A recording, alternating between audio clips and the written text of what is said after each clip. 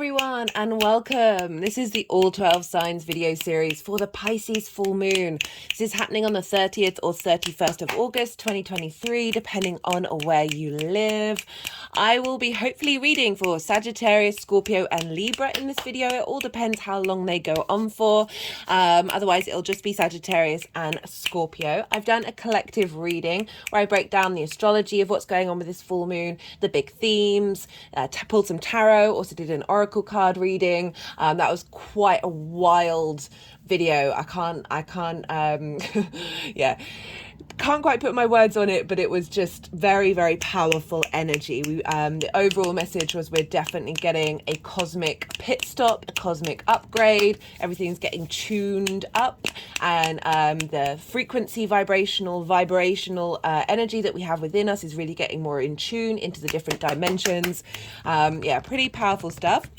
My name's Chloe. I work with card divination, astrology, and I channel energies through my body. As you can see, my hands are moving around right now. This is independent of my conscious thought. This is bringing in energies from different dimensions to help us heal, clear stack energy, and open up portals to the cosmos, to our higher self, and get us in alignment with our soul's journey.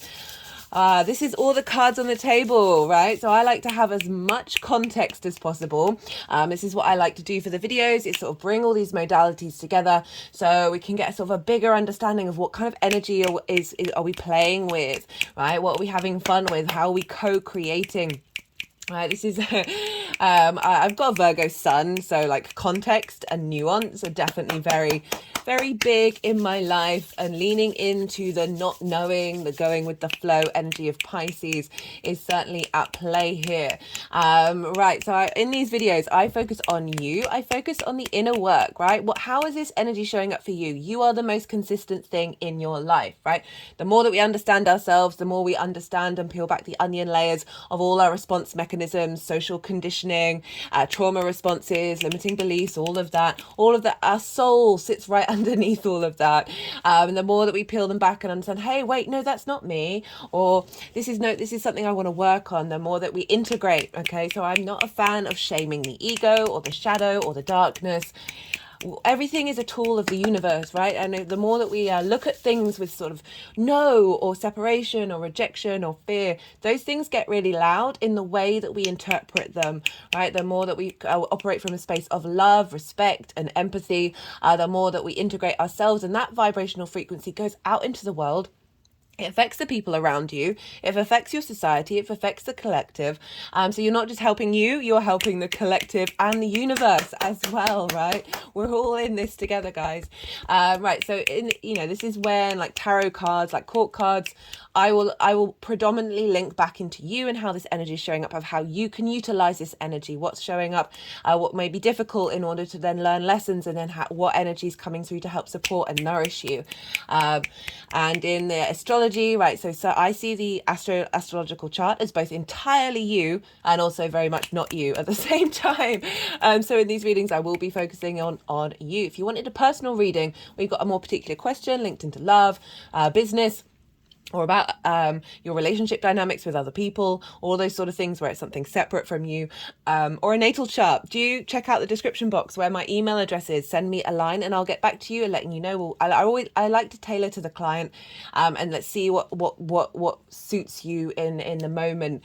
And yeah, so right, I'm gonna kickstart with, actually no, I'm just going to list a couple of transit series that I've done that are still very relevant right now.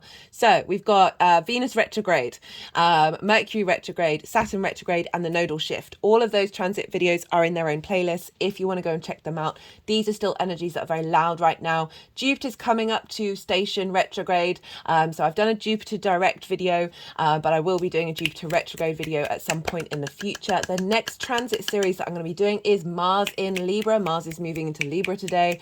It's going to be in the same sign as the South Node. This is we're going to be pretty pivotal for us all. So that's going to be the next transit series after this one. Thank you all for being here. I appreciate all your time and your energy. New and returning viewers alike, it means a lot to me. I know how precious this is. So it's a real honor and a privilege to be reading for you today. And I hope you enjoy what comes up.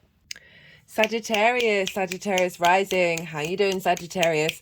For those of you tapping into Sagittarius and it doesn't fall in your first house, that's your rising sign, look to where Sagittarius falls in your natal chart. Look to the themes of the house that it's in and apply those themes to the messages that come through. If you're looking at a particular planet, bring in the themes of that planet linked into what the messages are.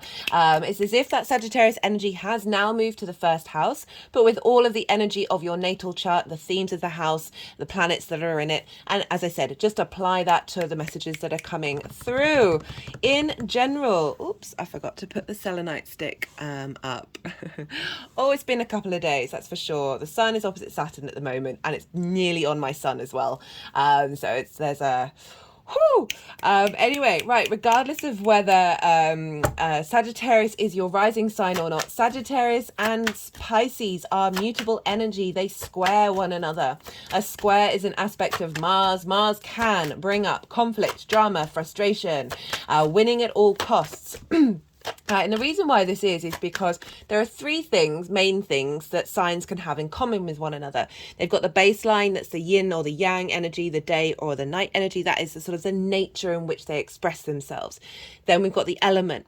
And then above that, we've got the modality. So both Sagittarius and Pisces are mutable, but they are different day. Sagittarius is a yang day energy, Pisces is a yin night energy. So the baseline is different. The element is different, fire and water. But the modality is the same. And so the modality is like the how things go about things, like the framework in which you express yourself, right? And so both immutable energy, and this is where it can be like butting heads, because a square is like a 90-degree angle. Push against your fingers home and see how much pressure is there and how much sort of friction is there. Both of those signs, the modality signs, think they know how to do mutable the best, right? And this is where that conflict and drama and frustration can come up with that martial energy. And if this does come up during this full moon, do bear in mind that all of these things that come up during a full moon are ways of the universe helping you learn and helping you grow. Oh, the energy is quite strange in my arms right now. I love this deck, absolutely love it. It's got a coating on it, which means it's going to last forever, but it does mean it's quite slippy, especially when the energy is being a bit fluky, which it very much has been with the Pisces energy. I think all the cards spill everywhere at least 3 times during the collective reading. If you haven't seen the collective reading, I really do recommend it. That one was pretty wild. That energy was really strong.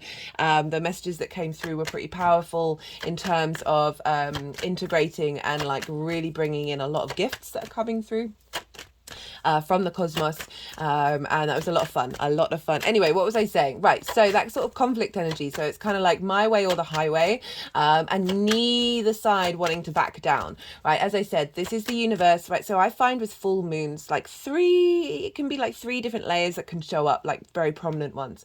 One is situations coming up that trigger you in order to help your unconscious mind's needs being shown into the world, right? So the sun is opposite the moon. This means the sun, all the light of the sun is over the full of the moon, and our unconscious space gets very loud. And so this can be really helpful if there's like a nuance or there's something that you've been missing that needs to be tended to and needs to be held and needs to be spoken to, like, and have a deep conversation with, right? So do bear in mind if those triggers do come up, you're like, oh, there's a good sense of gratitude that can come in where you're like, okay, now I know what to work on in the next part of the cycle. Can also bring up triggers. This is either in you or other people, like it all depends on it's nuanced. Triggers can come up that previously would have sent you a bit loopy, but you've been doing the work, you've been working through it. And these triggers can help the universe's way of helping you fully integrate what you've maybe done on a very mental level, right? So you can go through something, you can process something mentally, but you haven't necessarily gone into that same situation again. And this is the universe going, hey, I'm going to show you something. Something's going to come up, but you're not going to respond in the same way. And your physical body and your emotional body is then able to go into this space, which it may have previously felt unsafe, and then feel safe. And this is a full integration. So sometimes that can come up where you're like, I thought I worked on this. Why is this showing up again? In order for you to do things differently in a similar situation. Full moons are also culminations of all the work that you've been doing since the new moon back on the 20th of February at the beginning of this year in Pisces. So a whole 6-month cycle of integration and culmination and realization. Often, sometimes rewards can come through. With full moons, let me just move this down so you can see what comes out with full moons, and it's sort of a release moment and also a revealing of there's a sense of onification. Is that even a word, onification? But I'm really getting this sense of there's information and downloads coming into our unconscious space that we're then going to be integrating till the next new moon in Pisces next year. So we're then going to be bringing that down into the 3D, into our body, and then incorporating moving forward. So the other side of a square, so that's all the kind of like the drama that can come up, and also conflict can be a really good thing of being like, do I care about this?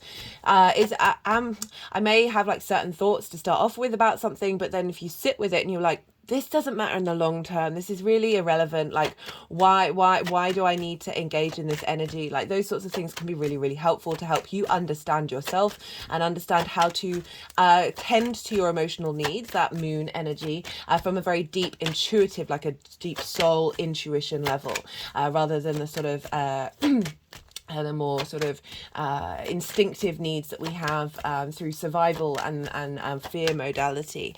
All right, the other side of a square is squares are high manifestation energy, right? So this is about friction. So remember the two fingers pushing against one another, there is definite friction going on there.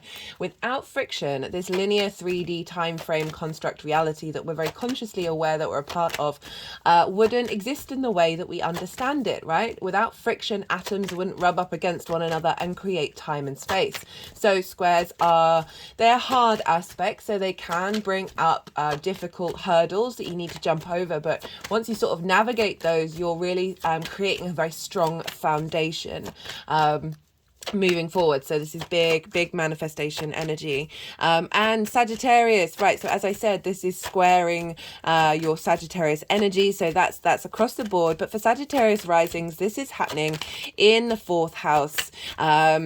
And this is on an angular house, right? So Sagittarius rising, you are a mutable sign, and Pisces is mutable. So this is all on the angular houses. Angular houses are 1st, 4th, 7th, and 10th.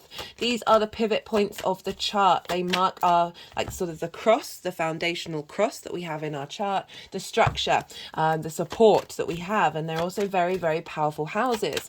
So the 4th house, what does that, well, let me start off with, what does the 1st house represent? So this is your rising sign. This is where your ascendant is, and this is how you embody your sun or your moon, depending on if you've got a day or a night chart, in your actions and your deeds. This is often how other people see you, because they see the actions and deeds that you take rather than that internal space of the sun and the moon. And it's also your vitality, your body, your appearance, your sense of character. This is the house of you, and this full moon is squaring all of that energy. And it's in the 4th house, which represents your roots and your foundations. The 4th house is the darkest part of the chart. This is when this is the darkest point in the day that you were born, and this represents that what is hidden underneath. This is those foundational spaces in which you grow from. This is linked into ancestors, both blood and star lineage. This is linked into your parental figures, as well as your private life and the roof over your head. It's a very personal part of your chart.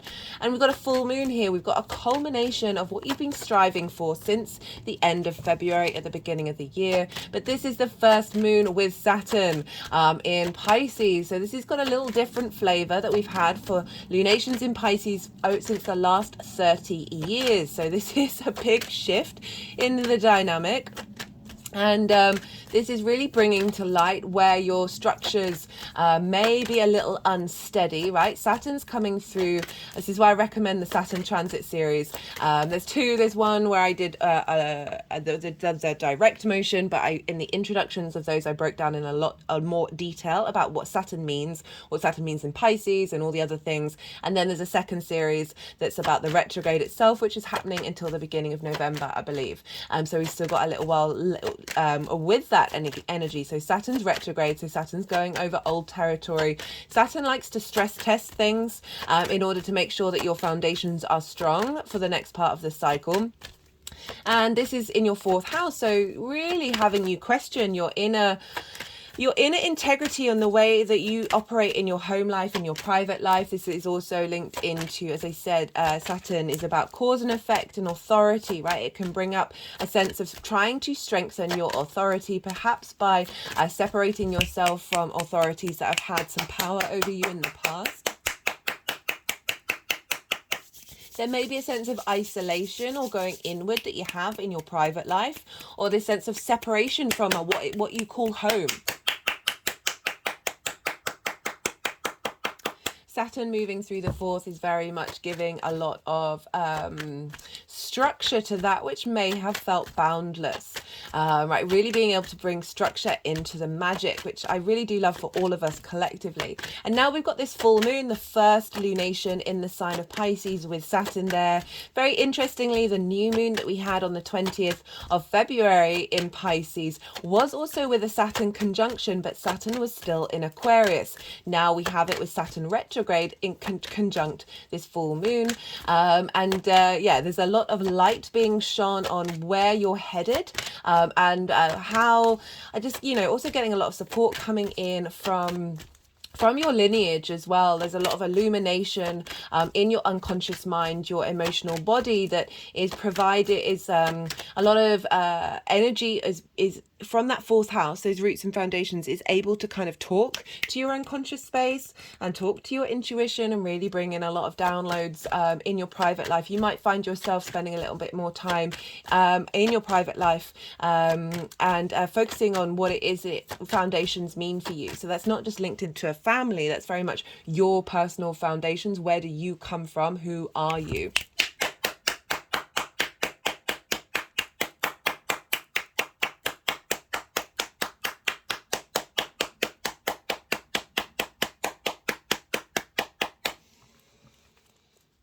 And this is with the sun over in Virgo. So this is, again, squaring your energy, a fellow mutable sign, very adaptable, very changeable, able to adjust to the ebb and flow.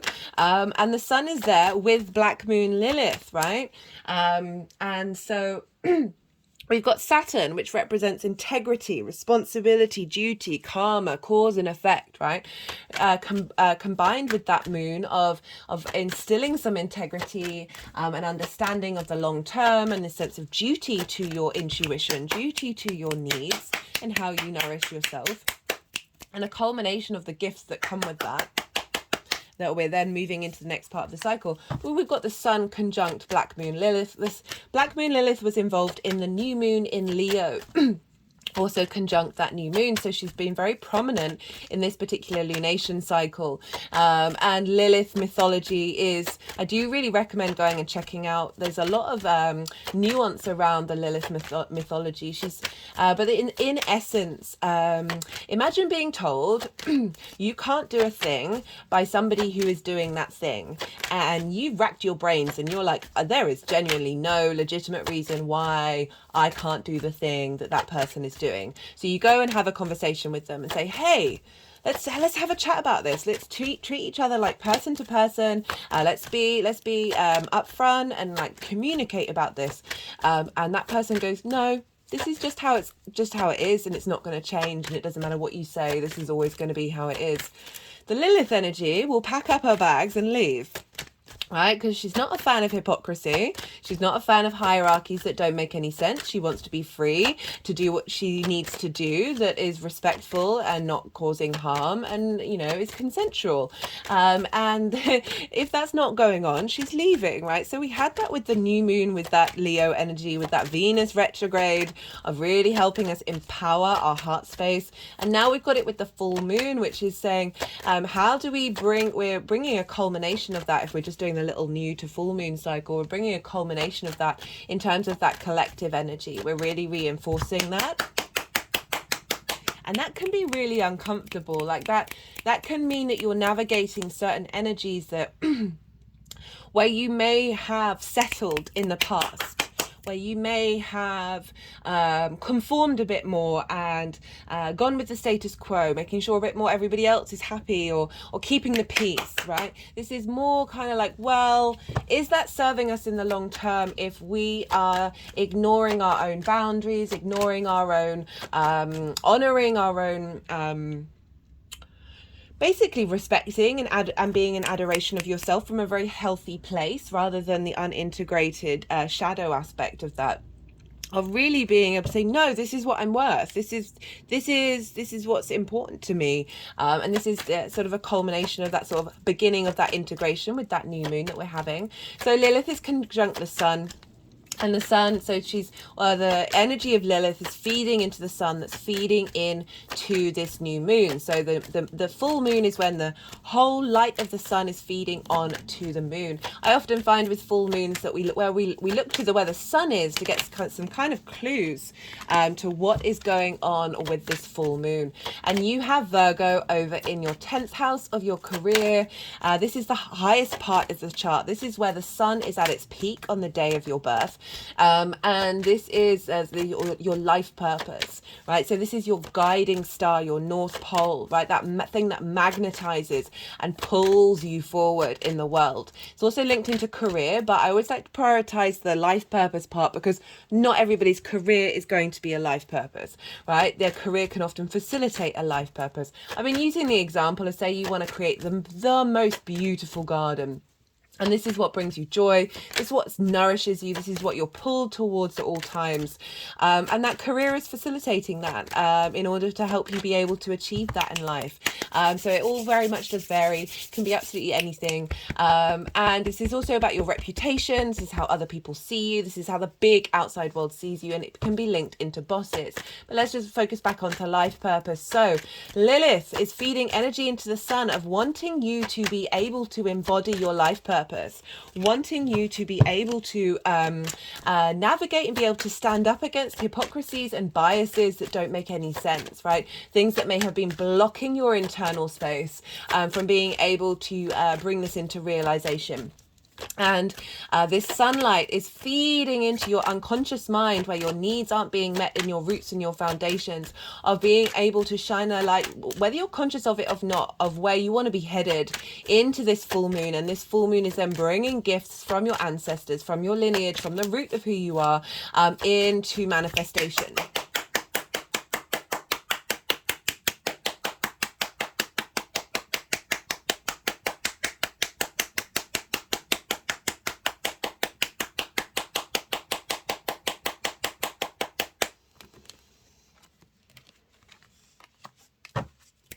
Okay, my head just went back up pulling that card.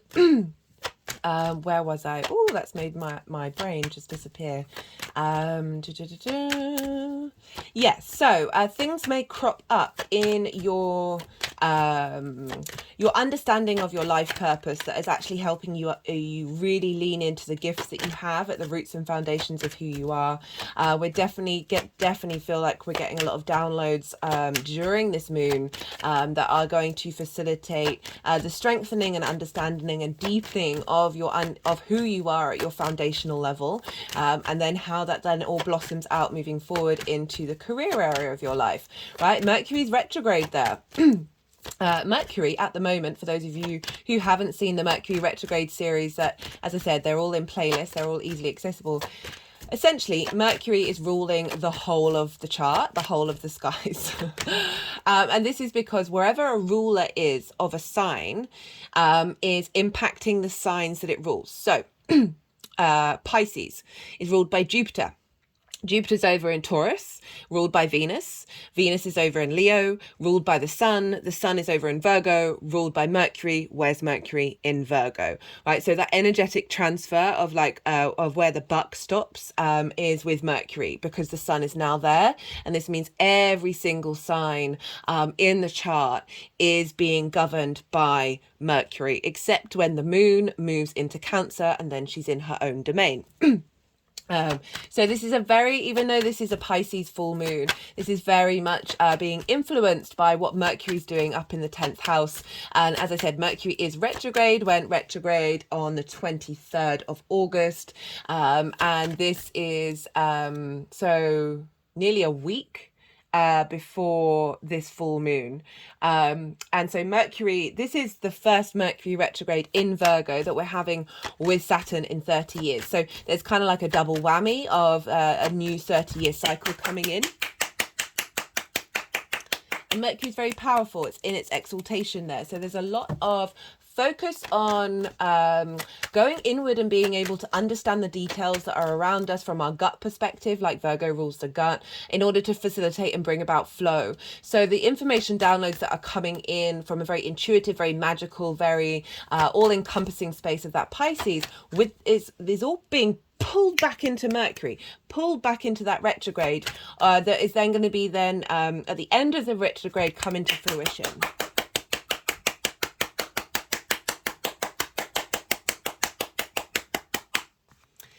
So there's some pretty sometimes I just feel with the deck the energy's like, nah, we want to do something else. I'm sorry, but we're going to be there's just no way that deck is any cards are going to come out. So the movements that I do are very much linked into different dimensions, and it's the way that they communicate, and it's not done in the language that we understand, but it's still forming patterns and shapes in the energetic field to help bring in a sense of integration. So you might not consciously be aware of what's going on, but it is definitely happening. My head's just rolled back. Okay. So big shift on angular houses. So these are very powerful houses, as I said before. And this is all squaring your Sagittarius energy. So this is what's called a T-square.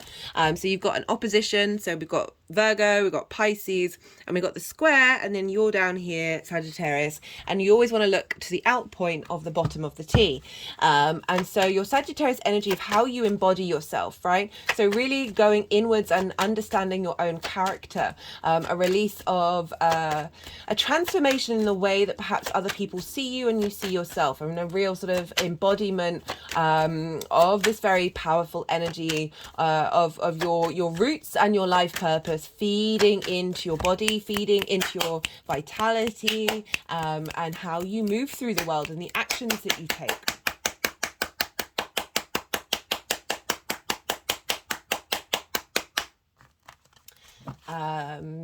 So it is across the board pretty powerful. This is happening at 7 degrees and 25 minutes. I don't think I mentioned that in the introduction. Everything's going to be in the description box, so do go check that out if you need to. So pretty powerful stuff. And if you've got stuff in Gemini as well as Sagittarius, that's going to form a grand mutable square. So this means this could be for some of you that you might be pulled in lots of different directions because you've got all those 4 angular houses being activated by this moon. And that can feel a little disorientating because you've got like very powerful parts of your chart being activated, and they kind of want to take a lot of space up, and they want to be quite loud.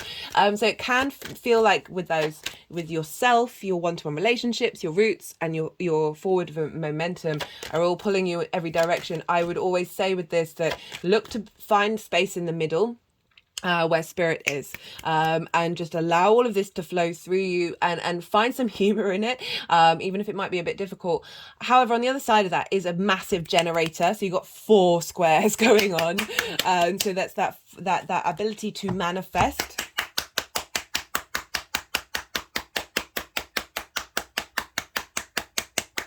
is pretty loud, right? And this culmination of a manifestation energy, this is his imprint of this manifestation energy that's then going into the journey that you're taking for the next 6 months to the new moon. So this is, yeah, pretty powerful. What else did I want to say? Right, so I talked a bit about Mercury being the ruler of the sun, but it's also kind of the ruler of the whole chart.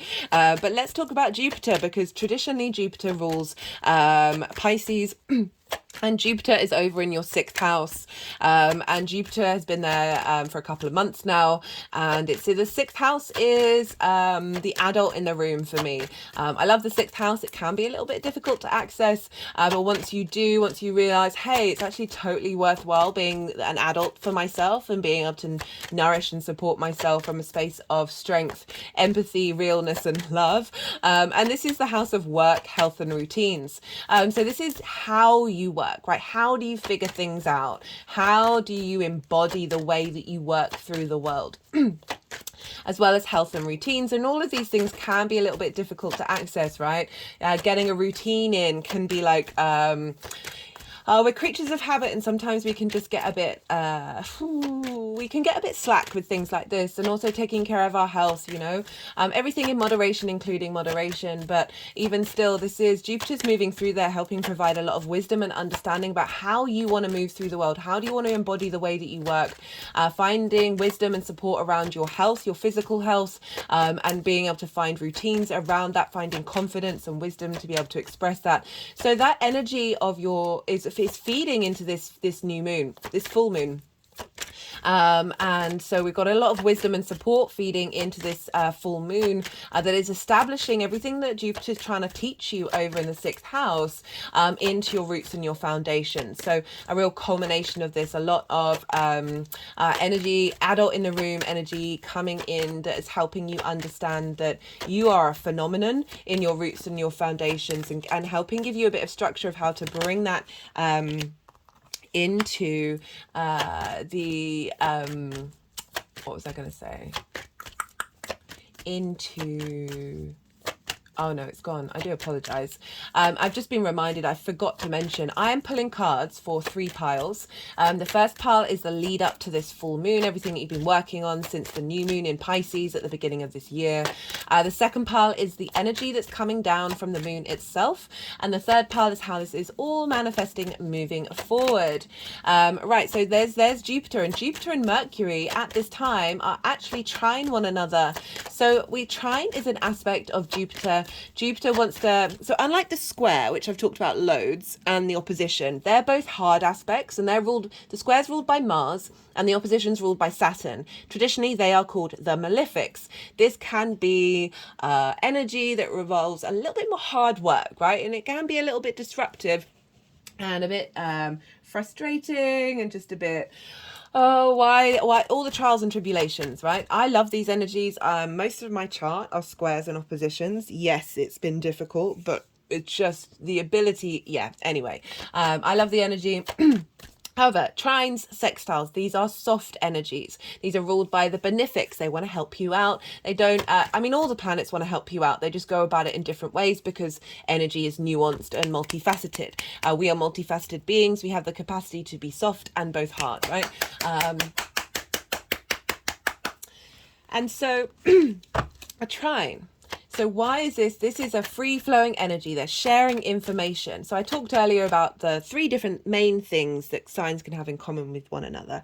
Trines, they are both 2 earth elements, right? So they're both yin, night in nature. They are both earth. So they've got 2 of the baseline energies in common, but their modalities are different. They're on the same team, but they're looking at things from different perspectives. Taurus is fixed energy. Virgo is mutable energy, and so this is the ability to share information really easily because you understand where each other's at. Sorry about that, just had to pause. I've got a tiny little tickle at the moment that only seems to be coming up when I'm doing the readings, very much linked into the Mercury retrograde. What was I saying? Yes, a trine. So they're coming at it from different angles, but they understand each other a lot more. So they're able to see different points of view. This is where we get elevation, wisdom, expansion, cohesion. So bringing together of different things in the whole. Jupiter can hold all of the planets and the sun within it, but you know, so that's the element of everything coming together and being contained in the whole, within the all, without diminishing the different ideas. So trines, a soft aspect with, you know, both hard and soft have their own potential difficulties. With trines, this can be where we, because it's easy, because it you know, we're in our flow a bit more rather than potential disruptions. That we are called, we can often take it for granted. And so I do want to throw that out there. This is a great time to do journaling, to be writing things down, to seeing what's coming up, and as well as focusing on your dreams and, you know, that Piscean energy. But let's go back to the trine. So Jupiter and Mercury, these are the rulers of Pisces and Virgo. So the two rulers are trying one another. Very, very supportive energy. They're on the same page. Getting an alignment with your roots and your foundations in the way that you work and the way you're headed, right? So work doesn't have to be about work paid employment. This can be about you doing things that are facilitating your life purpose. You're putting the work in. Work is not a bad thing. It's a wonderful thing. It gives us a great sense of momentum and achievement, and it's a curiosity, and it's playful, and we can get inventive. So you've got this very supportive energy happening with Jupiter and Mercury. They are with this elevation, this cohesion, this inspirational energy of a trine. We then get wisdom, right? So there's a deepening and understanding of this commonality that's there. And with that wisdom, we then get confident, right? So there's a really grounded confidence coming in. And that confidence can provide the opportunities and luck and abundance that Jupiter and trines are often linked into, with that sense of knowing, with that sense of depth. And we've got Mercury, a very, very powerful Mercury. He's very good at the small details, with Jupiter, who's more about the knowing, more about the wisdom side of it. Not that there isn't wisdom in Mercury, but Mercury's like in observation of all the little details in order to move with flow and move more with ease. And Jupiter's just this sense of knowing that everything is flow. And the combination of these two is very much being able to put a plan into action, very much being able to move forward in a way that is providing wisdom and expansion, with the ability to understand how to collect that information and be able to facilitate that sense of knowing and that sense of confidence moving forward. And all of this is feeding into your fourth house, of how do you understand your foundations, understand what it is that you need, what does home mean to you, what does your private life mean to you, and getting that into balance and bringing a lot of magic into it in order to expand in the 3D world, that earth energy of Virgo and Taurus, of feeling good, and feeling in flow. Okay, I think that's everything that I wanted to talk about. Because we're dealing with a lunation, look to where your sun and your moon are in your chart, because this is just going to add on a little layer, of, like, the themes of the houses that they're in, a little layer of personal to you about how this moon is showing up for you. As I said, the collective reading, I gave a few like things to do and like suggestions of how to work with this energy. I really do recommend it. That was a lot of fun. It was a lot of fun to do. A lot of magic was coming through, a lot of vitality and a lot of energy. It really did feel like we are being hugely supported. And you know, that Saturn, Black Moon, Lilith energy is like, okay, if you're gonna walk against hypocrisy, you've got to do it with integrity.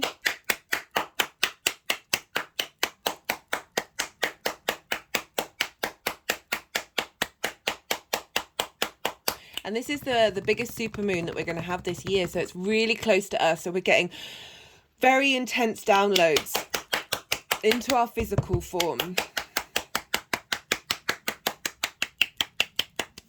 Enjoy the journey. Right, I'm going to go quiet. So you've had the yang day side of this energy, like the go, the extrovert, all the information, all the stimulation. And now I'm going to go quiet, and I'm going to soften my mind, and I call you to do the same. See if you get any intuitive hits, whether you do or not doesn't invalidate your experience. Please don't ever feel shame about not necessarily being able to connect in the way that you perceive other people to. We are all on our own journey doing our own thing.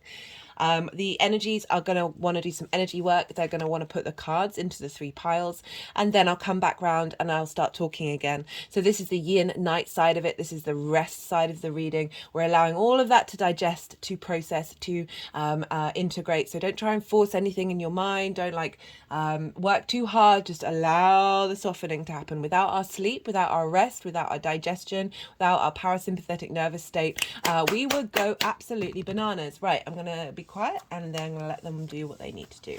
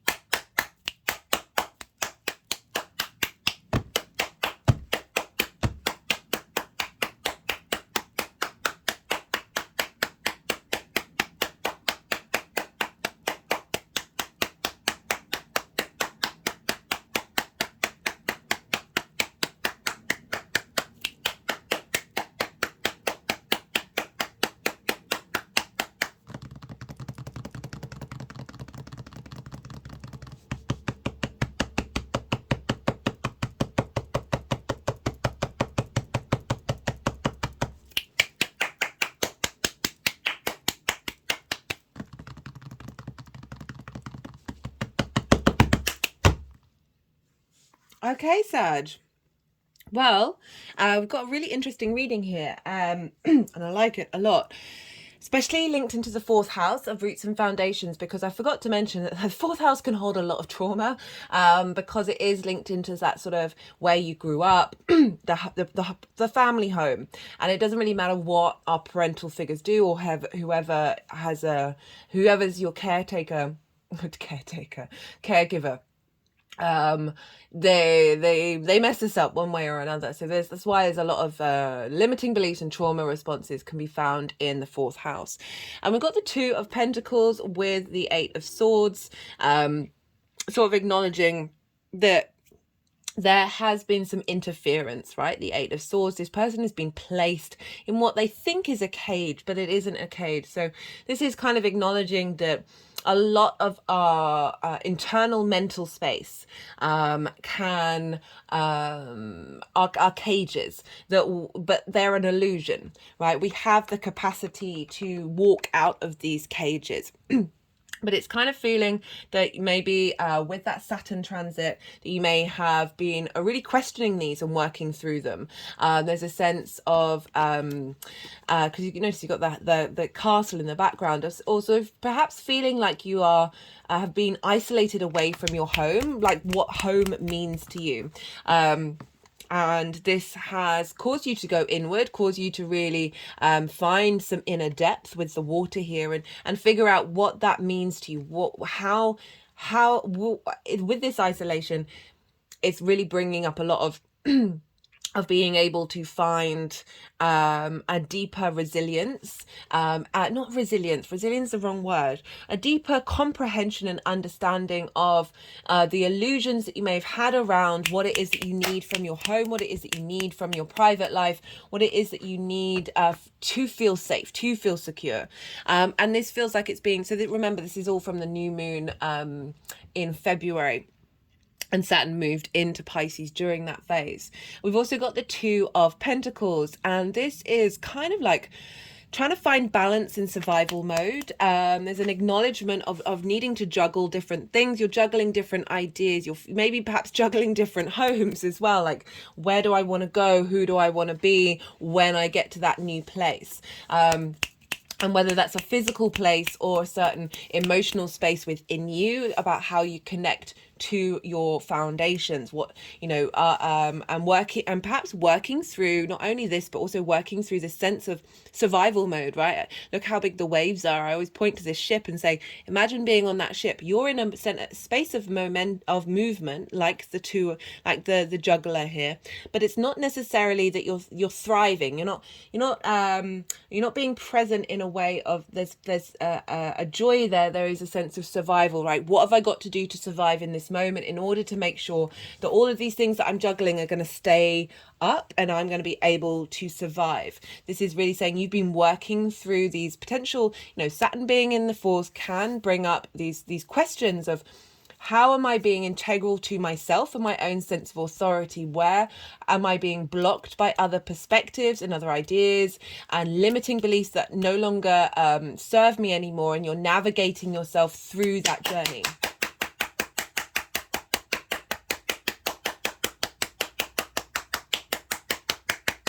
And trying to figure out what feels good as well. You know, that's Pentacles, that's Earth energy.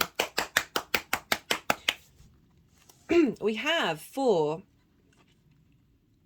the energy of the moon itself. Now, we've got the Nine of Swords with the Death card and the Page of Swords. Okay, I did wonder whether that was the way they wanted them to be. So the Death card, the Page of Swords, and the Nine of Swords in reverse is really saying, you've gone through some energy. The energy of this moon is coming in and saying, now this is being cleared out, a new understandings of, you know, I said a lot of gifts are coming through, and I'm really getting that with this combination of the cards. So the Death card is about transformation. It is about an intense transformation of your understanding of who you are. The foundations of who you are. The King is no more, right?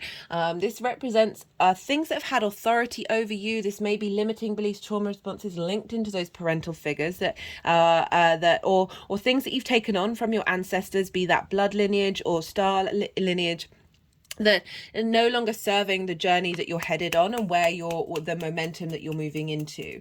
And this is a clearing out in order to bring this sense of joy. The sun is coming up in the background. And with these two cards, with the Nine of Swords and the Page of Swords, I mean, the Nine of Swords is anxiety, depression, worrying about things you can't control. It's in reverse. And all I keep getting from these two is, with the Page of Swords, the page is looking backwards but moving forwards. So this is acknowledgement of that which has come from the past and that where you're headed, but still being very rooted in the moment.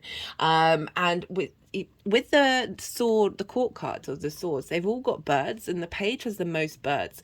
And this for me feels like, not only are you clearing out illusions that have blocked you mentally, right, and your understanding of what it is that you need from your home and how you respond to it, and therefore your foundational structure, but also clearing out these 9 swords of things that you're worrying about into a new clarity, a new downloads coming in from your soul's integration, right? So gifts that you have, skills that you have, magic that you have, that is from the past and the future combined at once. You know, the more that we do that work, the more that we're opening up pathways. We clear the past and open up the future.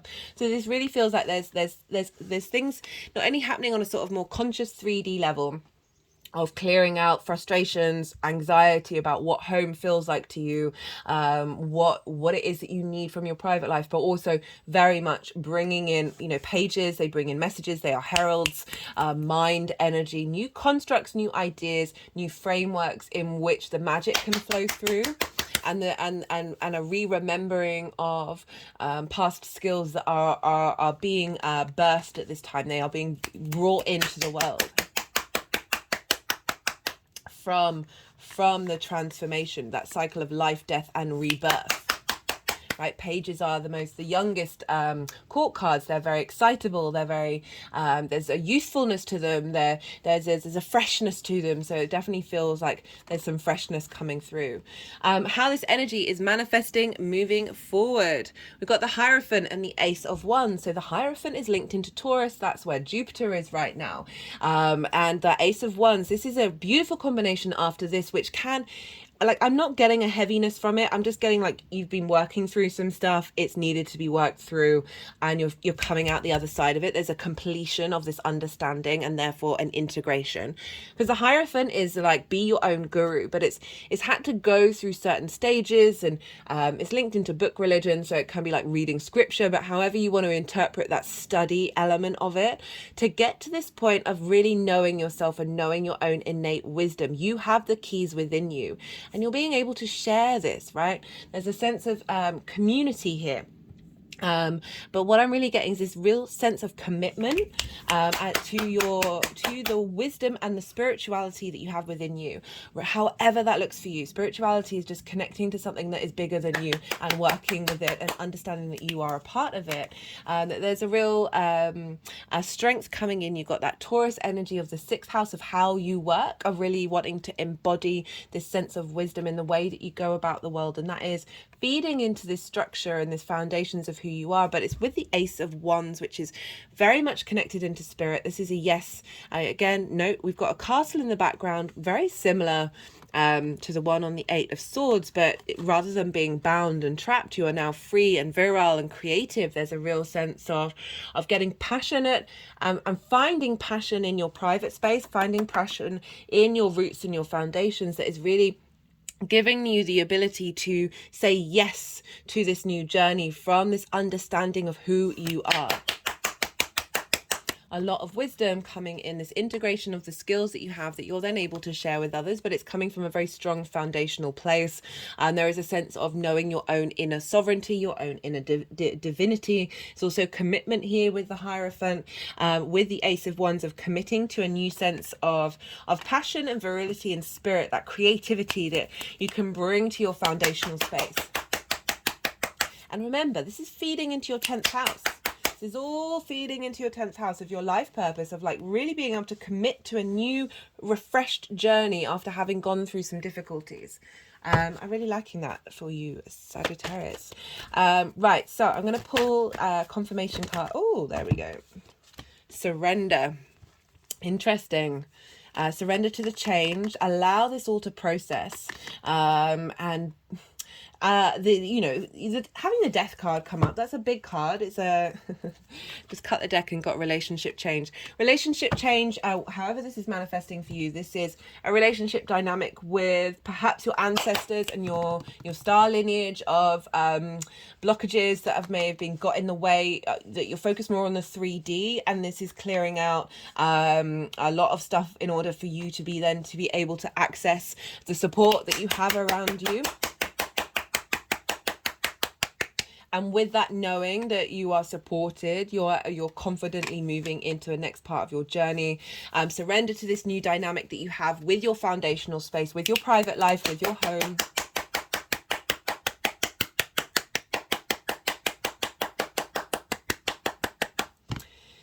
Yeah. Really enjoying that energy for you, Sagittarius. Great. Ace of Wands in your fire sign, fire energy. Venus is also still retrograde. She's retrograde over in your 9th house of hopes and not hopes and dreams, how you see yourself in the world. So, even though like the Venusian energy is trining your Sagittarius energy, so you're getting a lot of support and wisdom of understanding how you see yourself in the world. And this full moon is giving you a reboot, a boost in your foundations, in order to be able to truly understand the value that you have, the beauty and wonder and divinity that you have in this existence. Right, I'm gonna leave it at that. I hope you enjoyed that reading. I certainly did. Be good to yourself, Sagittarius. Be good to those around you. And most importantly, be well until we meet again. Scorpio rising. How you doing, Scorpio? For those of you tapping into the Scorpio energy and it doesn't fall in your first house where your ascendant is, this is your rising sign. Look to this house that it does fall in your natal chart. Look to the themes of that house and apply those themes to the messages that come through. If you've got planets there, bring in the themes of those planets as well. It's as if that Scorpio energy has now moved to the first house, but with all of the themes of that house in your natal chart. Take what resonates, leave what doesn't. Well, Scorpio, regardless of whether this is your rising sign or not, this full moon in Pisces is trines your Scorpio energy. So a trine is a soft aspect. It's ruled by Jupiter. Jupiter is a benefic, so there's a ease, there's a free-flowing energy here. It's very soft and supportive, very inspirational. So trines, why is this a free-flowing, easy energy? Well, there are three main things that signs can have in common with one another. We've got the baseline, the nature of something, which is whether it's a yin or a night sign, a yin or a yang sign, day or night. Then we've got the element, and then we've got the modality. With a trine, these are both these two water signs, so but they're also both yin, night in nature. So this is more the receptive energy, this observational energy, this nurturing energy that they have in common. Their baseline is in common. You've also two water signs, so you're the same element. You're sharing information very, very easily. You understand the way in which you flow. However, Scorpio, you are fixed and Pisces is mutable. So this is where the sort of the inspiration and the cohesion come in. The sort of, let me just move this a bit further down. This is, so trines bring about inspiration, wisdom, elevation, cohesion, right? Jupiter can hold all of the planets and the luminaries within its body, right? So this is all the different parts within the whole. The more we sort of have an understanding of this, the wisdom comes in. This is when we get confident. And so this can bring in the opportunities, a luck, and a sense of abundance, a sense of expansion. So very lovely, dreamy energy of this Pisces full moon. Trining your Scorpio energy wherever it is, providing support and wisdom to the Scorpio area of your life. For Scorpio rising, so the rising sign, the first house, this represents you. This is the house of self, how you embody your sun or your moon in your actions and your deeds. This is often how other people see you, because they see those actions and deeds rather than that perhaps a more internal space. This is your body, your vitality, your appearance, your character. And this full moon is trining it in your fifth house. So the fifth house is the house of joy. This is your creation energy. All the other things that I'm going to talk about stem from that creation energy. And so this is fun, amusement, play. This is also linked into love, a romance, short-term dating, the pleasure principle, as well as children. This can be both literal children or people or things in your life that you birth into the world, right? Those creative pursuits that you put out there. Creativity isn't just linked into the arts and music. This can be absolutely anything that you do that is sort of colouring outside the lines from your own personal experience of the world, that brings you a spring in your step. So you've got this full moon, this culmination energy happening in your fifth house, in a very positive house, trining your Scorpio energy. So full moons can often bring in like three major themes. Because this is when the full light of the sun is shining on the moon. This is when our unconscious space is made loud, right? Our intuition, our emotional needs. How do we nourish ourselves? How do we nourish others? Where are our needs being met or not being met? So the universe can come along and provide trigger responses to things that you haven't got into balance, allowing you to see that which you need to work on in the next part of the cycle. It can also bring up trigger responses linked into things that you've been working on that you then are able to embody, fully integrate this sense of healing, right? So we can often work through things mentally, but we haven't been in situations that then recreate previous situations that have troubled us, and the universe can come along and bring these things to the forefront to allow you to walk through them and operate in a different space. And really be okay.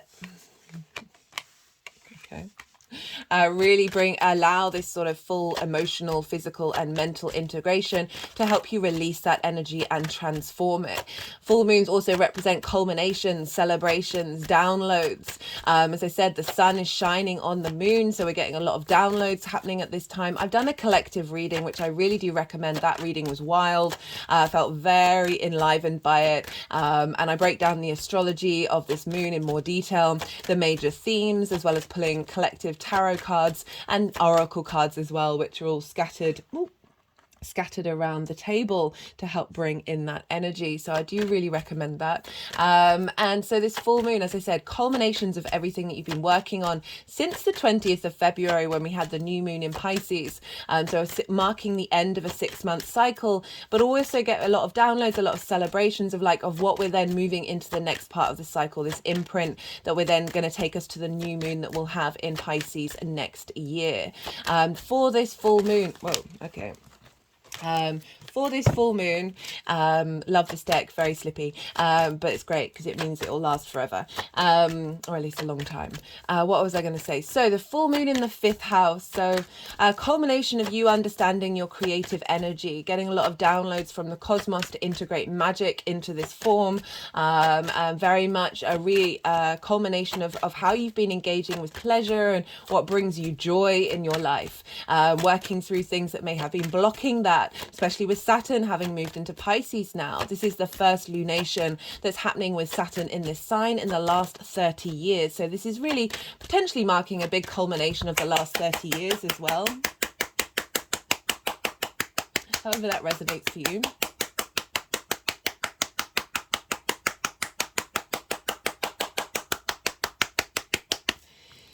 And this Saturn is actually conjunct this full moon, and very interestingly, Saturn was also conjunct the new moon, but Saturn was still in Aquarius, so it's out of sign. So we've got Saturn playing a big role in this part of the cycle. And so we've got this sense of Saturn, right? So what does Saturn represent? Well, all sorts of things, really. Saturn can bring about isolation, limitations, a sense of seriousness, a heaviness, restrictions, a sense of needing to find authority in the way that you tap into your creation energy. But Saturn also really is like a stress tester. It will come along and sort of shake up your foundations in order to strengthen them for the next part of the cycle. It is asking you to lean into your integrity. Are you going to walk your talk? And are you going to understand cause and effect in the karma that's come up? Very much that karma clearing of bringing out new energy based on everything that you've been working on. As I said, a lot of downloads are happening here. A lot of reintegration of our magical gifts.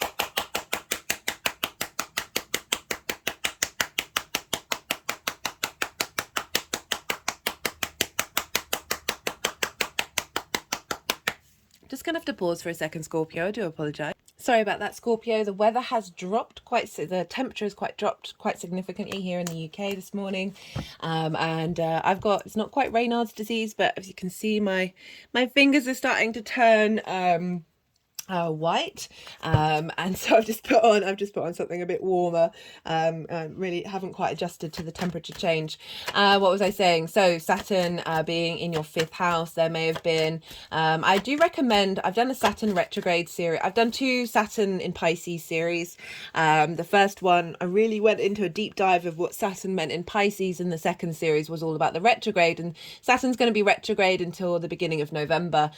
So we're working internally with this sense of authority that's being strengthened for you in the way that you express your creative energy, right? The 5th house is also linked into the inner child, doing a lot of deep healing here, finding a lot of wisdom and inspiration about and bringing joy to your inner child. that, you know, Saturn moving through there is highlighting limitations and reflections on that part of who you are in order to really be able to tap back into the joy again, and bring that into the forefront. Bring that into the forefront.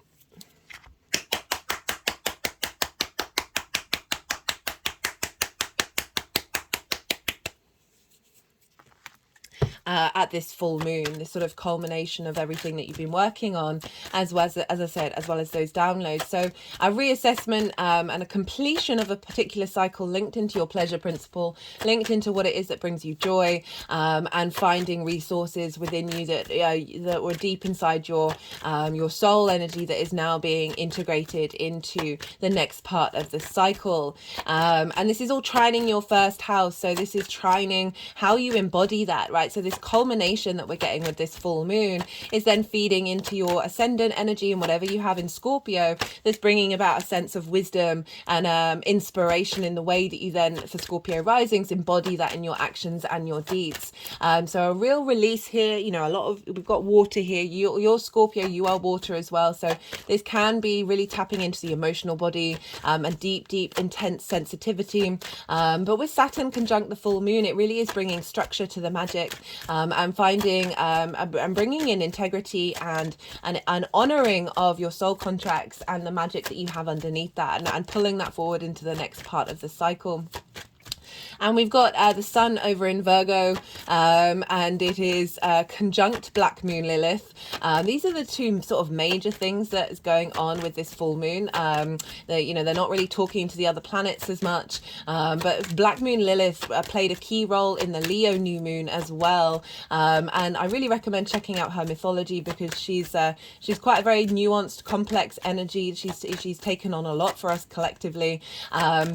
But essentially, in a nutshell, imagine being told you can't do a thing by somebody who is doing that thing. And you think about it and you're like, I can't find any good reason why I can't do this thing. You go and have a chat with them. You want to say, hey, let's talk person to person, or being to being. Let's talk from a space of respect and equality, and let's work through this, because I've thought about this and I genuinely can't understand your motivation of why you're saying I can't do this thing.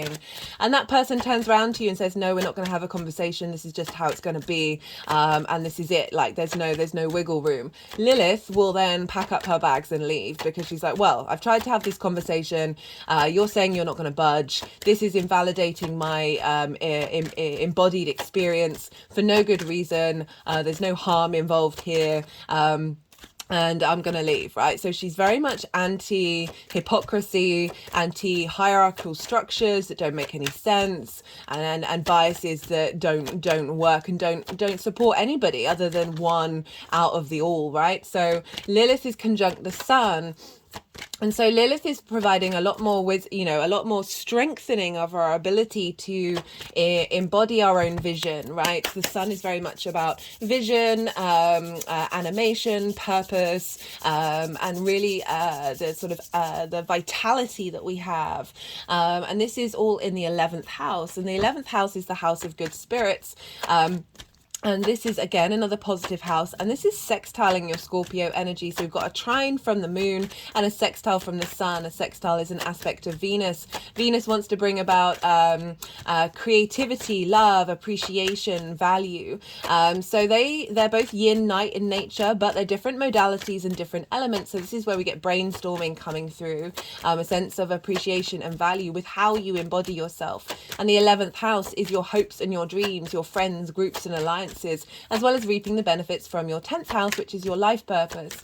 So that those hopes and dreams, vision and clarity around your independent embodiment of your hopes and your dreams, that Lilith energy, right? Of making sure that you're committing to moving on this path, moving your hopes and dreams forward, from a space of like really not sacrificing your needs. They're just tapping around the heart chakra right now.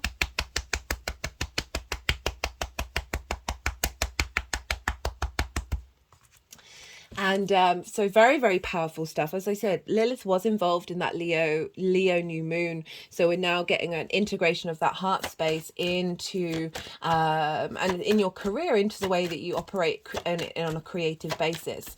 And so what else did I want to say about that? So I often find with full moons, oh, that reminds me. Okay, I keep forgetting to say this at the beginning. I'm pulling cards for 3 different piles. I'm pulling, the first pile is for the energy leading up to this full moon. So in essence, from from the new moon that we had in Pisces on the 20th of February at the beginning of this year. But there also could be underlying themes of a 30-year cycle, because it's involving Saturn, right? And it's been 30 years since Saturn's been in Pisces. And the second pile is for the moon itself, so what the energy of the moon is bringing in for you. And the third pile is how this energy is manifesting moving forward. What was I saying? Right, yeah. So I often find that wherever the sun is with a full moon, this is sort of bringing something to light that is a reflection of what you've completed, right? So an understanding, so things linked around your hopes and dreams can highlight the work that you've done in the way that you find joy in your life, the way that you find your ability to exhibit your creativity. And so I would always look to that 11th house in this full moon of like your hopes and your dreams, and seeing the reflection of the hard work that you've done through creative measures in order to bring them into fruition.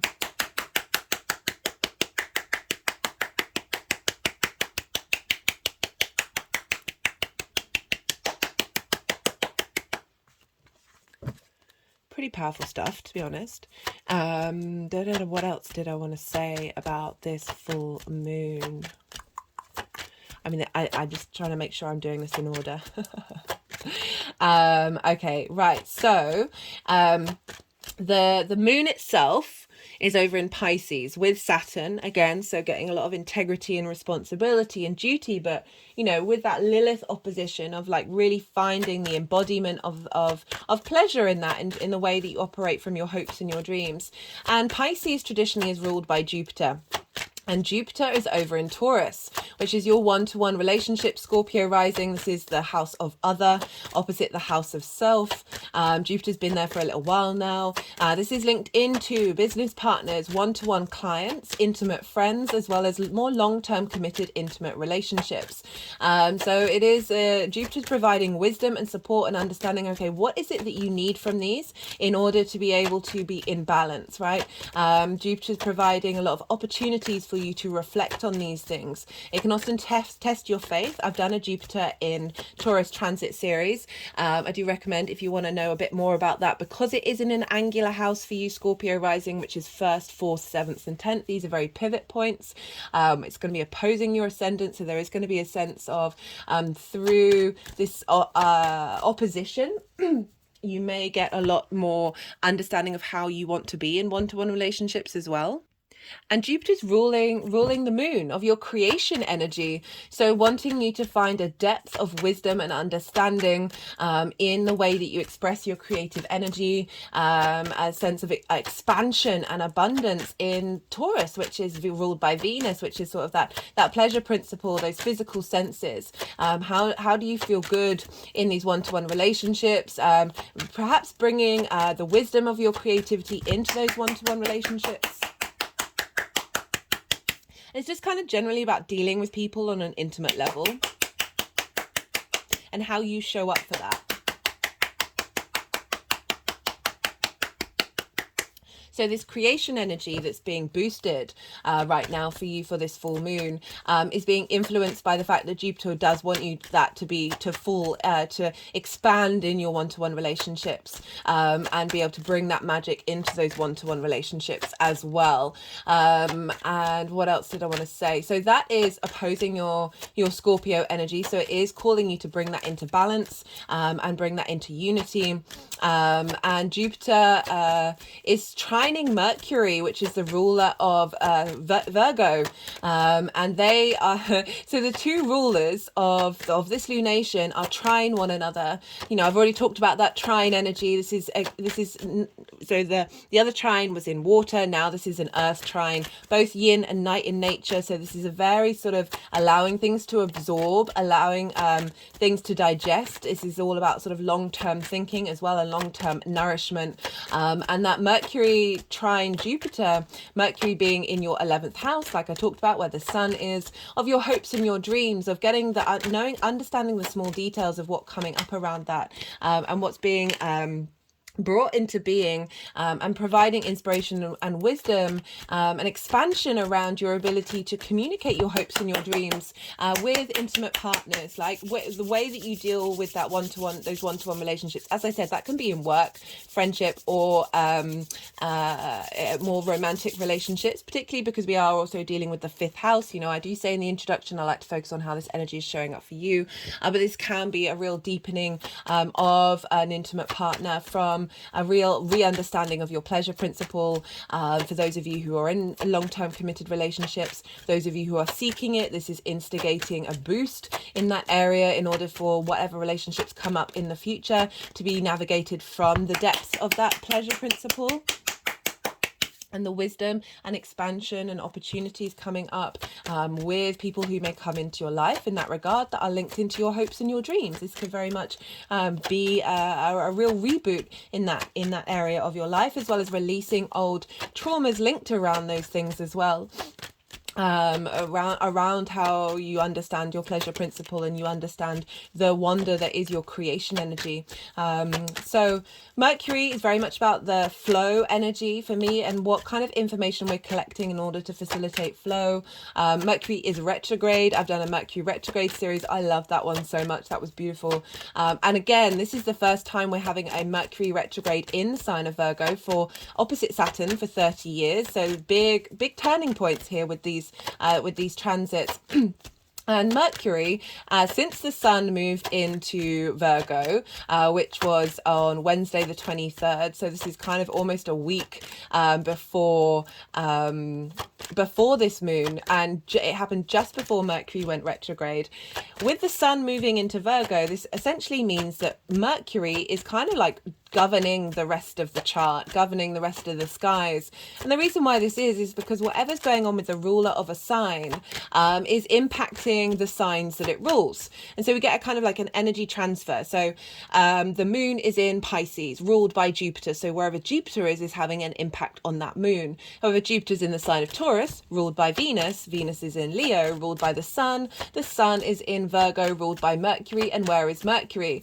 And the whole energy transfer, until the moon moves into Cancer, its own sign, the whole chart is being governed by what's going on with Mercury, and Mercury is retrograde and went retrograde a week before this full moon. And so we're really going inward. We're finding nuance and depth and new ways of thinking and engaging with your hopes and your dreams. And all of this is being impacted by this reboot, this big boost of cosmic energy that's coming in. This is the biggest supermoon that we're having this year. This means that the moon is very close to the earth. So all of this energy is feeding into us. Feeding into our unconscious space, our intuition, that is really giving. It's felt like a pit stop. You know, we're everything's being cleared out, and and maybe like new skills are being added to the next part of our journey before we then launch off. And then we're going to have that Virgo new moon, which is going to be helping us integrate these messages that have come through.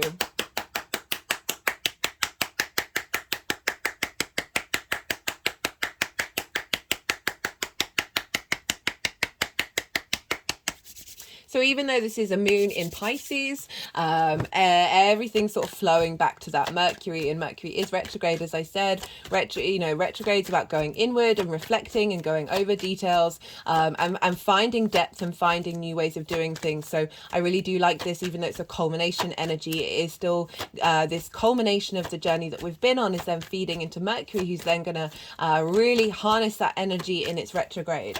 Okay, so this is the first lunation after that Mercury's gone gone retrograde, and so we're getting a really big boost. And I love that it's opposite it. So it's and with the trine with Jupiter, so we've got a lot of earth and water support here. Earth is very loyal, but earth and water are yin night in nature. They are bound by gravity. There is a slowness to them, but there is a sense of longevity. A sense of structure and of loyalty. Like water nourishes earth and helps give it form, and form gives structure to water to be held, right? There's a real a flow and an ease with these energies that are happening with this full moon. But as I said, it's a super moon, so emotions can get high. Check out your dreams in the lead up to this and afterwards to see what kind of clues you're getting from the universe. This might be a great time to do divination, or whatever it is that you want to do. Maybe have a really long hot soak in a bath. I've recommended with the Saturn in Pisces transit of salt baths. Pisces is linked into the ocean, and the structure of the bath, that is Saturn, helping us tap into that sort of very watery energy. We have a lot of memory in the water. Okay, so this is dealing with more sort of collective memories of re-remembering soul experiences, soul skills, soul lessons that we've been working on, and being able to harness that and bring it into a new direction based on this current incarnation.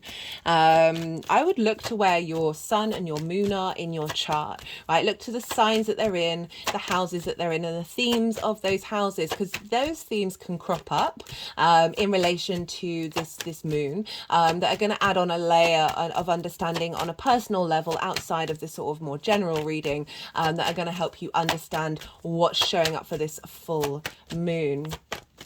Is there anything else that I wanted to say? I think that's kind of everything, Scorpio. So you've got, really supportive energy with the sextile and the trine. As I said, these are soft energies. One side with sextiles and trines is, unlike hard aspects, which are squares and oppositions, we can tend to take this energy for granted. But I always like to do both, a flip side of both of the energies.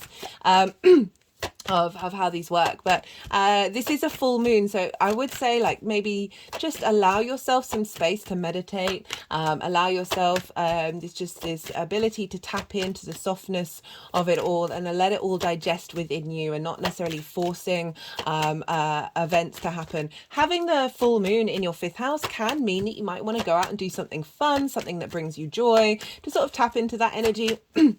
It is the house of good spirits. Maybe writing a list about all your hopes and dreams, and bringing them, and how you connect to joy in relation to these things, and really bringing that into the forefront of your mind. These are things that you could do during this time. Right, I'm going to go quiet now. We've had the yang day energy of the reading. We've had the extrovert, the stimulation, or the information, or the go.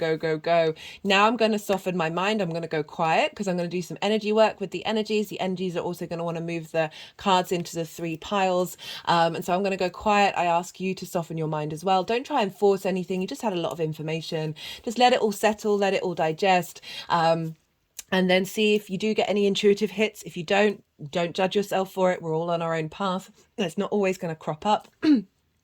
See what comes up, and then I'll come back round, and I'll bring the tarot into everything that I've just been talking about.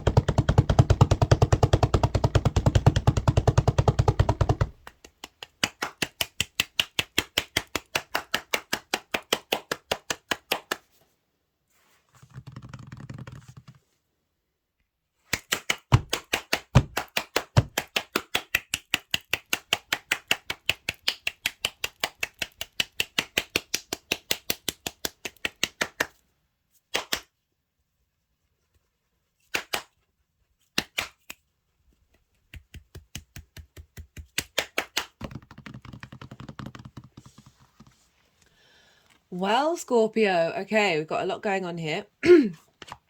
So this is, as I said, the lead up to this full moon, from the new moon that we had in Pisces at the end of February. The date's in the description box if you want to go look back to see what was sort of instigated around there, as well as, you know, I did kind of bring up, well, maybe bringing up some stuff, clearing up some stuff over the last 30 years. So we got the 5 of Cups, we got the 10 of Wands, we got the 8 of Pentacles, and then the 4 of Cups in reverse.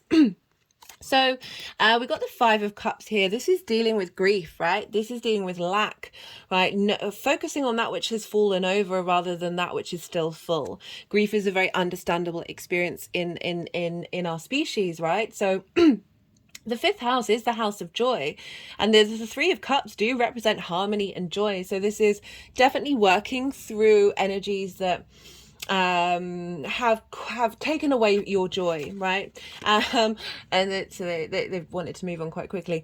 The 10 of Wands represents burden, a heaviness. So Saturn being in that sign can help you realize what has been heavy in your life that isn't serving you, right? The 10 of Wands, very karmic energy. It does represent completion, and it's fire as well. So that passion, that creativity energy, of just feeling like there's clearing out a lot of grief and a lot of dissatisfaction around your house of joy. And it's coming with the 8 of Pentacles, which is saying you've been, despite, right, there's 2 messages that are coming through, that you have been taking your time working and mastering clearing this energy and transforming this energy. 8 of Pentacles is kind of like whistle while you work. There is an acknowledgement of through repetition and putting in that hard work, you are able to master and move through these energies. I also kind of feel like there may be something that you've been working on, that you've been putting in a lot of effort, and a lot of skill and a lot of your talent into what it is that you've been transmuting. We've got this with the 4 of Cups in reverse. So the 4 of Cups upright can be very melancholic. Again, this figure is looking at the 3 cups. So we've got the 3 cup energy of harmony and joy, and celebration. These more focusing on that which has fallen over, as in that which is not in your life, or that which you've had and you no longer feel like you're able to access. And the 4 of Cups is kind of looking at something that is out of reach.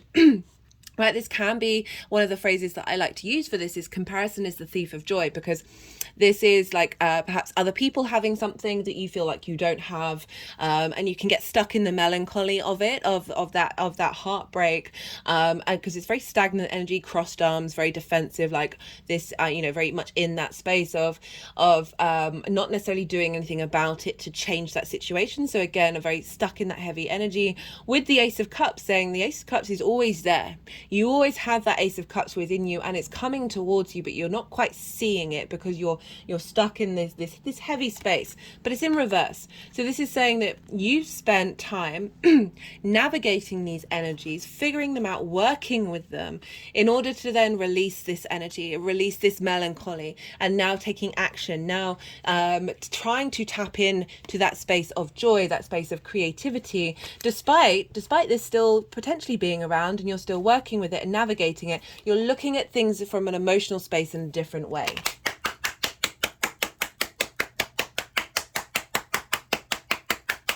Like, we're always going to have, you know, our souls signed up for this very heavy earth experience that has a lot of complex, nuanced emotions that can often pull us down into rabbit holes and feel very heavy, very stuck, very frustrating, very aggravating.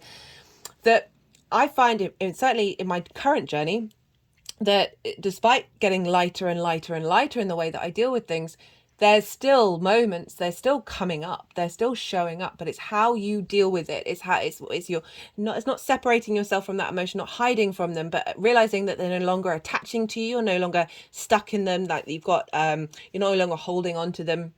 But you're then able to navigate them from a space of lightness, from a space of love, right? This reversal energy. And this is coming with the Star card. The Star is the Aquarius card. You know, Saturn left Aquarius, right? So now Saturn's in Pisces. So there's an element of deep healing, and that's in your roots and your foundation, Scorpio, Aquarius. This is about deep, deep healing, right? So she is unclothed. She is removing of the masks, of getting back to your authentic self through this healing process. She is pouring water into that which is fixed. This pool, this lake, as well as pouring it into the ground and letting it meander. And so it's this nourishment of the physical and the emotional body combined. We've got earth energy, we've got galactic energy coming in. And this is saying that through all of this, through this shift, through this dedication that you've put in, that you are able to then hope and dream again. So we're bringing in the hopes and the dreams of the 11th house, where Mercury and Virgo is, as well as replenishing your creative energy, replenishing your pleasure principle, and being able to look at this dynamic from a new space moving forward. The energy of the moon itself, right? We've got the King of Pentacles and the Page of Swords. I love it when kings and pages show up together. So kings are the more action-based part of the court card. This is Pentacles. This is Taurus energy. This is abundant energy. That the energy that's coming through is like you are now able to move in this 3D world and take actions based on that abundance, that creation energy that you have within you, that is going to be creating like building on the work that you've been doing, being able to manifest in your creation energy. But kings are very they know what they're doing. There's a sense of authority and sovereignty that comes with kings. And pages, they are the youngest court card. They're very excitable, they're very fresh.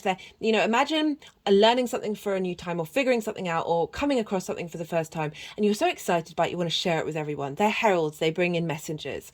But there's this sense of usefulness coming in with the king, being able to take action and understanding and wanting to share that, right? So Page of Swords is looking to the past but moving forward, but being in the present, right? So it's an acknowledgement of where you've come from and where you're headed, and how this is embodying in the now. And pages also represent messengers, right? For the sword energy, they have birds on the cards, and this represents change and shift and messages coming through. And overall, this moon has very much felt like we're getting a lot of downloads from past soul skills, right, that have always been within us, but are bringing about a more sense of clarity that's coming through with the sword energy of messages coming in that are facilitating you to be able to put your skills, your creative talents into action.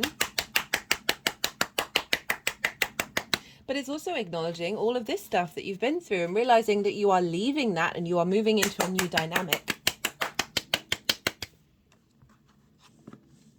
Very powerful, that King of Pentacles coming in, especially with Jupiter being in Taurus, of like you are now going to have the confidence to be able to enact this recreation of self that is facilitating not only your creation energy but your ability to bring that into being with your hopes and your dreams. So you've also got that retrograde energy, and like sometimes the Page of Swords can represent the fact that there is a retrograde going on. There is this element of going back and forth, that's going to sort of really start to manifest after the retrograde. For the energy manifesting moving forward, you have 2 major arcana. So this is representing big energy coming in. We've got the Judgment and we've got the Fall. So the Judgment is about ascension. This is about so I'm just like the dead here are grey. This represents wisdom, and they are they're rising up from the dead. And so this very much feels like what I was saying about the gifts and talents that are coming in, the downloads that are coming in. They're being instigated here to bring about a sense of command in the 3D world, and you being able to take action on your creativity. And this is saying that energy is being integrated and laved up from a higher vibrational frequency. We've got the spirit energy coming through.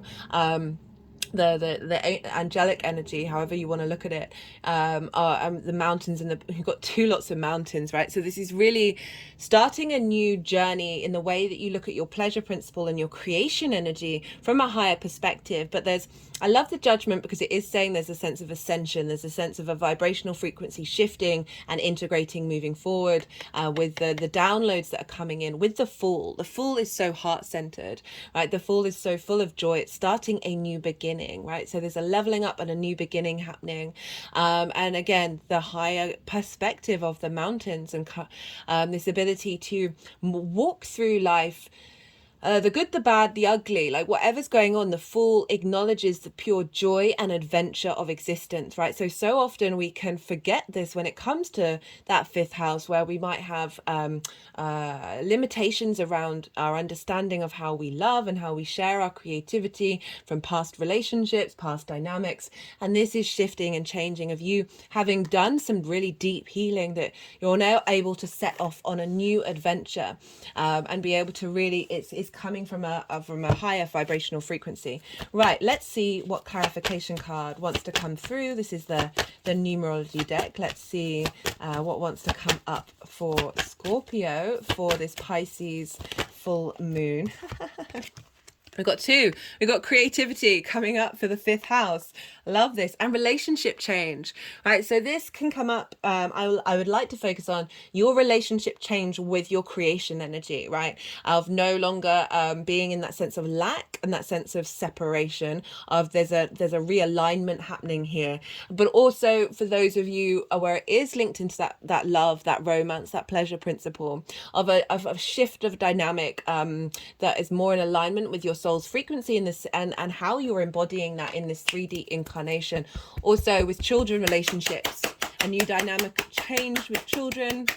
You know, we've got a page, we've got a Fool. So those of you who've got kids, this may be in relation to that, or any way that, like, children or whatever it is you're birthing into the world. There's a new dynamic with how that is showing up. Right, Scorpio, I'm going to leave it at that. That was a fun reading. I enjoyed that. If anything resonated, don't forget to hit that like button. But most importantly, Scorpio, be good to yourselves, be good to those around you, and be well until we meet again.